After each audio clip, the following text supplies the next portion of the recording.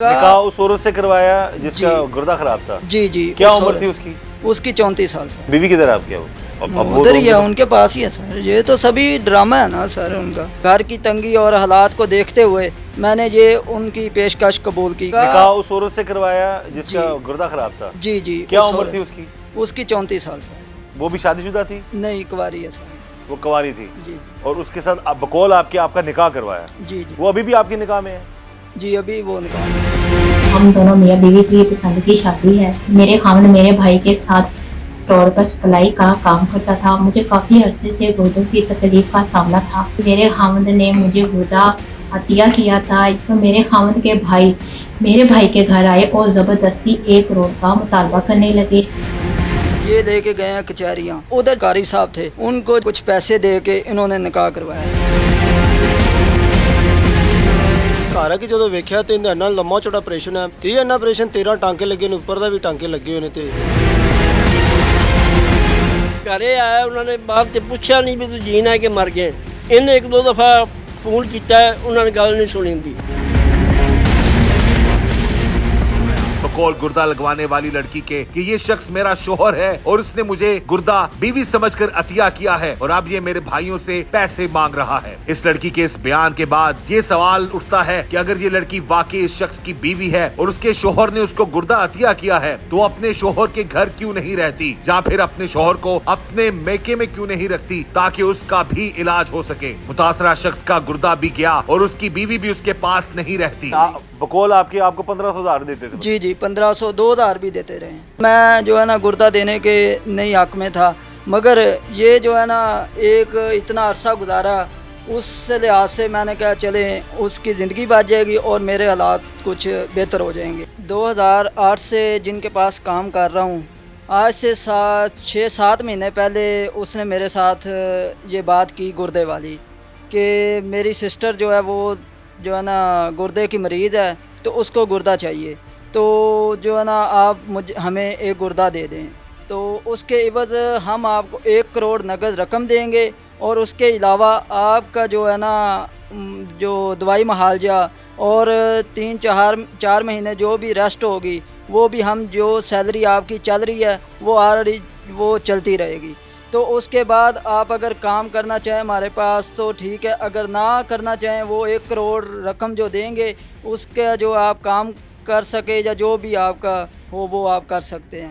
तो मैंने जो है ना घर की तंगी और हालात को देखते हुए मैंने ये उनकी पेशकश कबूल की। क्यों? उसने ये भी आपको बताया कि कानूनी जुर्म है, किसी को बताना ना। जी, ये उन्होंने बोला था। मैंने उनसे कहा था कि मैं अपने भाई से मशवरा ना कर दूँ, क्योंकि एक मेरा छोटा भाई है और एक मैं, 2 भाई हैं। तो मैंने कहा कि मैंने अपने भाई से मशवरा कर दूँ कि ये काम मैं करने जा रहा हूँ, आपको अच्छा है या बुरा है। उन्होंने कहा कि नहीं, ये अगर उनको बताएंगे उन्होंने आपके घर वालों ने नहीं करने देना, और भी किसी बेली सज्जन या किसी को आपने नहीं बताना, ये सख्ती से उन्होंने मना किया था। या कितने दिन लगेंगे, उन्होंने कहा था 1 महीना, मगर ये जो है ना 6-7 महीने प्रोसीजर चला। 6-7 महीने तक? जी। पहले कहाँ लेके गए आपको? जी, अच्छा, गैर कानूनी था तो फिर किस तरीके से उन्होंने गुर्दा आपका कैसे निकाल लिया? जी, उसको कानूनी कैसा रंग दिया उन्होंने? मुझे ये नहीं बताया कि आपका निकाह होना है, मैं तो गुर्दे के इवज़ ही जा रहा था।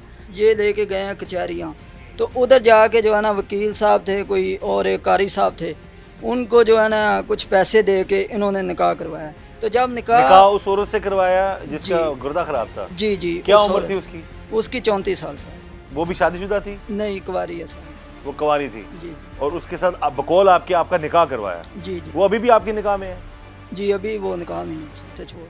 क्या क्या वादे उन्होंने किए थे पूरे? एक तो पैसों का बता जी, एक तो पैसों का था 1 करोड़ वाला, और उसके बाद जो भी उन्होंने कहा था कि रेस्ट जो है ना 3-4 महीने की जो भी रेस्ट होगी डॉक्टर बताएंगे, तो वो सैलरी भी हम देंगे आपको घर बैठे, और उसके अलावा दवाई मुआवजा हम खुद जो है ना, उधर मेरा वो कार्ड नंबर बना ना, MR नंबर जो भी मेडिकल कार्ड है, उस पर जो है ना फ्री होगा, लेके हम जाया करेंगे, इधर से गाड़ी अपनी लेके आए करेंगे और लेके जाएंगे। गुर्दा निकलने के बाद भी तुम्हारा ख्याल रखेंगे? जी जी। क्या हुआ गुर्दा निकलने से पहले और निकलने के बाद के क्या हालात है?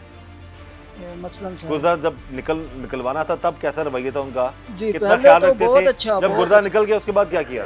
सर जब लेना था गुर्दा उन्होंने तो उस वक्त तो बहुत अच्छा प्रोटोकॉल था सर। मुझे मैं आपको बता रहा हूँ कि एपीवी गाड़ी में लेके जाते थे, फ्रंट सीट पे मुझे बैठाते थे और पीछे अपनी सिस्टर और साथ होता था सर। तो जब गुर्दा निकलवा लिया उन्होंने तो फिर उधर ओवर क्रीम के जो है ना 3500 रुपये में मेहरान कार करवाई और मुझे उधर से भेज दिया। साथ भी नहीं आए कि चलो घर ही छोड़ आएँ, और मुझे बोला कि घर जो है ना आपने बताना है कि पेंडस का ऑपरेशन हुआ। मुझे इस तरह फिर मेरे भाई ने उनसे बात अच्छा की। कर दिया, बता रहे पेंडेक्स का ऑपरेशन हुआ है ऑपरेशन और निकाला क्या है जी? गुर्दा। तो मेरे भाई ने उनको कॉल की, जब मैं आया ना मेरी हालत देखी तो मेरे भाई ने मेरे बॉस को कॉल की तो उनसे कहा कि मैं आपको जो है ना ईमानी करानी ये बात कह रहा हूँ कि मेरे भाई के साथ क्या हुआ है। तो उन्होंने ये बोला कि परेशान ना हो, उनका पेंडस का ऑपरेशन हुआ है। तो ये मेरे भाई को उन्होंने बोला, ओपन वाल में मैंने बात करवाई है। तो जो है ना ये अब आप सभी क्या मामला चाहते हो? है। आपने तो सर सारा ये- गैर कानूनी काम कानूनी तौर पर करके अपना गुर्दा उनके हवाले कर दिया आपने। जी जी, अभी मेरा मुतालबा यही है कि जो उन्होंने वादे किए थे मेरे साथ रकम के, ये सैलरी वगैरह या जो भी दवाई मुआवजा, वो मेरे मुतालबात पूरे किए जाएँ सर। निकाह की क्या हैसियत है आपकी? निकाह किधर, वो खत्म हो गया है या क्या है नहीं मामला? सर, निकाह तो फ़िलहाल चल रहा है। वो यही बयान दे रहा है कि इसकी बीवी है। वो पैसों वाली बात में तो वो आ ही नहीं ना रहे। वो कहते हैं कि नहीं इसकी बीवी है तो अपनी बीवी को दिया जी। तो बीवी को दिया, फिर रखो जी, बीवी अगर है मेरी तो फिर बीवी को मेरे साथ रखो। वो उनके पास ही है, वो ऐसा रिलेशन ही नहीं था कोई इस तरह का, सिर्फ गुर्दे के इवज उन्होंने निकाह करवाया था सभी नहीं, आप का। ये तो कर सकते, कानूनी हक है ना आपका कि ये बताएं जी कि मेरे घर मेरी बीवी है, तो ये साबित करें जी कि मुझे, या तलाक वगैरह तो नहीं लिखवा ली उन्होंने आपसे भी? नहीं, अभी उसके बाद मेरी उनसे मुलाकात ही नहीं हुई सर।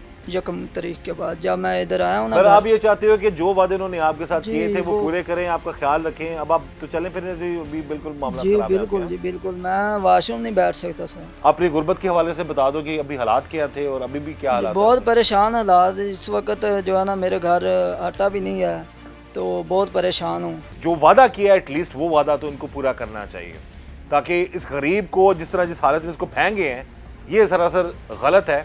इसको इसकी मदद होनी चाहिए। लेकिन अगेन मैं तमाम देखने वालों को ये कहूँगा कि अगर आप कोई भी गैर कानूनी काम करेंगे इस तरह से तो लोग आपको धोखा ही देंगे, जैसे कि शख्स के साथ हुआ मुबैना तौर पर कि अब गुर्दा इसका चला गया है और जो है झूठा ने कहा था, बहन उनकी उधर ही है। अब ये अपने घर में जो है वो बस इस हालत में पड़ा हुआ है, ना ये काम काज कर सकता है, ना ये चल फिर सकता है प्रॉपर तरीके से। पूरा पेट इसका कटा हुआ है और गुर्दे वाली साइड भी जो है उसको भी वहाँ से भी चाक किया गया है। अब ये मामला अब इस चीज़ को मद्देनजर रखना चाहिए कि एटलीस्ट ऐसे मामला से बचें, और अगर जिन्होंने इसको पैसे देने एटलीस्ट उसको पैसे दे दें जो भी इसका हक जायज़ बनता है।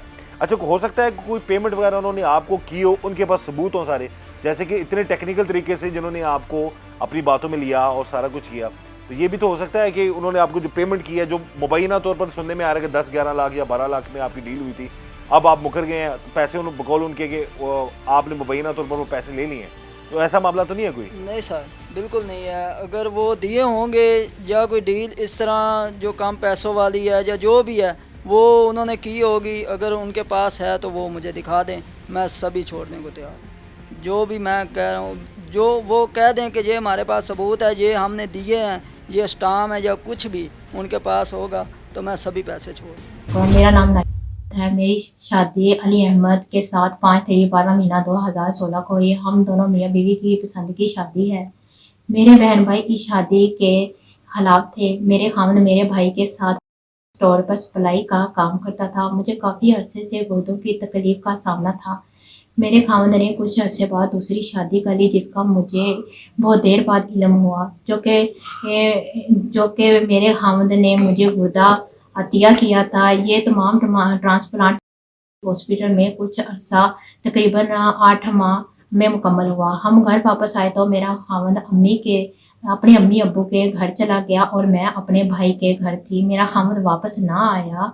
हमने खैरगिरी शुरू कर दी तो मेरे खामन के भाई मेरे भाई के घर आए और ज़बरदस्ती 1 करोड़ का मुतालबा करने लगे। हालांकि मेरे खामन ने मुझे गुर्दा अतिया किया था, जो कि अब दीगर लोग जो मेरे खामद का भाई और मामू के कहने पर हमें ब्लैकमेल करना चाहता है और बार बार 1 करोड़ का मुतालबा करता है। मेरे खामद ने हमें ब्लैकमेल करने के बाद एक दरख्वास्त थाना चुनिया सिटी में दी। पुलिस ने 10 से 12 दिन समाअत की और मेरे भाई को बेगुनाह होने पर छोड़ दिया। जो कि 1 करोड़ का मुतालबा मेरे साथ सख्त ज्यादती है। बिल्कुल जी, हम भी यही कहेंगे जी, इस केस की तफ्तीश जो है मेरिट पर हो और जो भी हकायक हैं, जो बातें हैं, उस शख्स ने खुद ही पहले बता दी कि उससे गलती हुई, इस सेंस में लालच में आ गया। लालच हमेशा कहते हैं बुरी बला है और हम यही कहेंगे अपने तमाम नाज़रीन को, खुदा रहा लालच में पड़ने की बजाय अपने मामलात को दुरुस्त रखें। लेकिन अगेन बात आ जाती है जब गुर्बत आती है ना, जब गुर्बत, अल्लाह रहम करे सब पे, जब खाने को रोटी नहीं है और इस तरह के मौके किसी शख्स को मिलते हैं। बहुत सारे ऐसे मामला बाजी में भी हमें देखने को मिले जिसमें रक्षा ड्राइवर है, मजदूर है, इन लोगों को जो है 1-2 लाख का लालच दे के उनसे गुर्दे निकलवा कर करोड़ों में बेच दिए जाते थे मुबैना तौर पर, तो उनको वो लाख भी नहीं मिलता था। इस शख्स को तो सजा मिल गई, अब ये वो नॉर्मल जिंदगी इस तरह से नहीं गुजार सकता, ना चल फिर सकता, अभी अपनी गुर्बत में बैठा हुआ अपने घर में, इसको तो सजा मिल गई।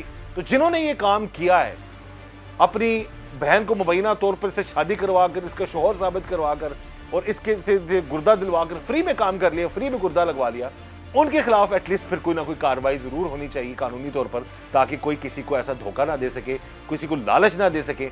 अगर अच्छी चीज़ ये थी कि उनकी बहन सेहतयाब होगी तो इसको डेफिनेटली इसके लिए कुछ करते, लेकिन अगर उन्होंने नहीं किया तो डेफिनेटली फिर उनको भी इस चीज़ का ख्याल रखना चाहिए। इस दुआ के साथ कि अल्लाह ताला हम सब पर रहम करम और फजल फरमाए, अल्लाह ताला हमें हर तरह और हर किसी के शर से बचाए। और अगेन मैं अपने तमाम नाज़रीन को यही पैगाम दूंगा कि इस तरह किसी भी गैर कानूनी काम में मत शामिल हो। गुर्दा खरीदना बेचना कानूनन जुर्म है, तो आप इस तरह के मामलात में पड़ेंगे तो इस शख्स की तरह खुदा न खासा मामलात हो सकते हैं, तो ऐसे मामलात से बचिए। यही मेरा मकसद है अपने इस प्रोग्राम जुर्म नकाब में।